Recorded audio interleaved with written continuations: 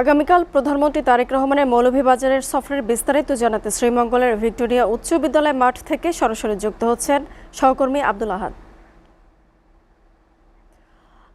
আগামীকাল তো প্রধানমন্ত্রী সফরে যাবেন, তো সেখানকার কি অবস্থা দেখছেন আপনি, আমাদেরকে বিস্তারিত জানাবেন।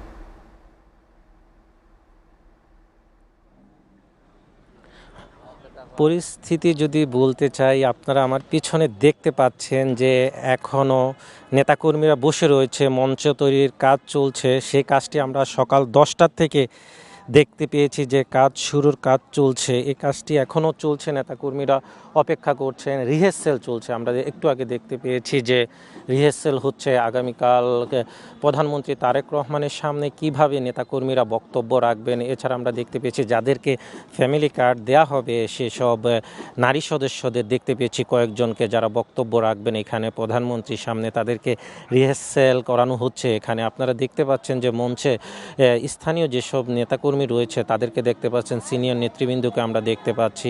বিশাল বড় মঞ্চ তৈরি করা হয়েছে। এই মাঠটি হইল ভিক্টোরিয়া মাঠ, যেখানে প্রায় অর্ধলক্ষাধিক জনসমাগমের প্রত্যাশা করছে সিনিয়র নেতৃবৃন্দরা আমাদেরকে জানিয়েছেন।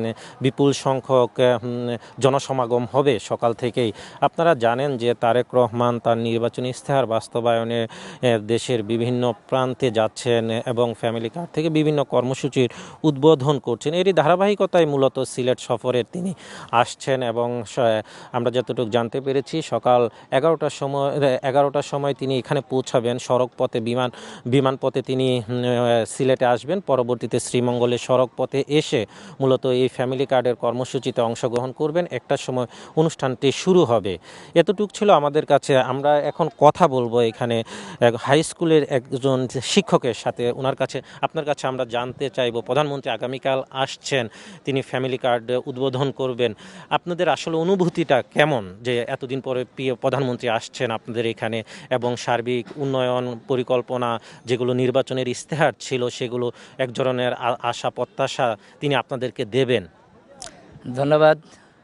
মাননীয় প্রধানমন্ত্রী আমাদের মৌলভীবাজার তথা শ্রীমঙ্গলে আসছেন আগামী দিন। আমরা শ্রীমঙ্গল এবং মৌলভীবাজারবাসী সবাই আবেগ আপ্লুত হয়ে গেছি। বিভিন্ন উদ্দীপনা নিয়ে আমরা ওনাকে বরণ করতে চাচ্ছি। ওনার নির্বাচনী ইশতেহারে উনি বিগত 4 মাস হলো উনি বিএনপির পক্ষ থেকে বিএনপির দল থেকে তিনি প্রধানমন্ত্রী হয়েছেন, নির্বাচিত হয়ে প্রধানমন্ত্রী হয়েছেন। উনি নির্বাচনের আগে আমাদের মৌলভীবাজারে এসেছিলেন এবং কিছু প্রতিশ্রুতি দিয়েছেন, সেগুলো বাস্তবায়নের লক্ষ্যেই তাই ওনার আগামী দিন ফ্যামিলি কার্ড তিনি উদ্বোধন অনুষ্ঠান করবেন, ফ্যামিলি কার্ড বিতরণ করবেন। এছাড়া আপনাদের সার্বিক এলাকার উন্নয়নে কি প্রত্যাশা তার কাছে আপনাদের? হ্যাঁ, আমাদের প্রত্যাশা ওনার কাছে অনেক। তার মাঝে আমাদের শমশেরনগর বিমানবন্দর, এটা অনেক দিন যাবৎ ঝড়াজীর্ণ অবস্থায় আছে, এটাকে উনি পুনরায় চালু করে যাবেন। আর একটা মেডিকেল কলেজ, আমাদের মৌলভীবাজার জেলার মধ্যে একটা মেডিকেল কলেজ নাই, সেই মেডিকেল কলেজটাও উনি উদ্বোধন করে যাবেন। এটাই ওনার কাছে আমাদের প্রত্যাশা।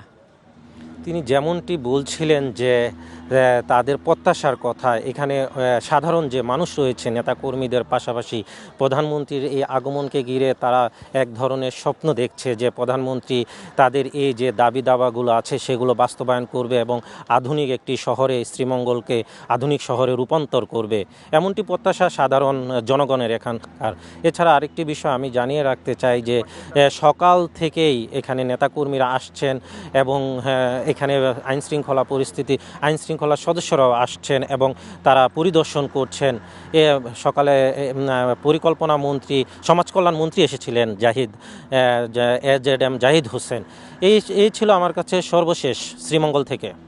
আহাদ, আপনাকে ধন্যবাদ। দর্শক, আগামীকাল প্রধানমন্ত্রী তারেক রহমান মৌলভীবাজার সফরে যাবেন, এ বিষয়ে বিস্তারিত জানাচ্ছিলেন সহকর্মী আব্দুল আহাদ। আমরা চলে যাচ্ছি পরবর্তী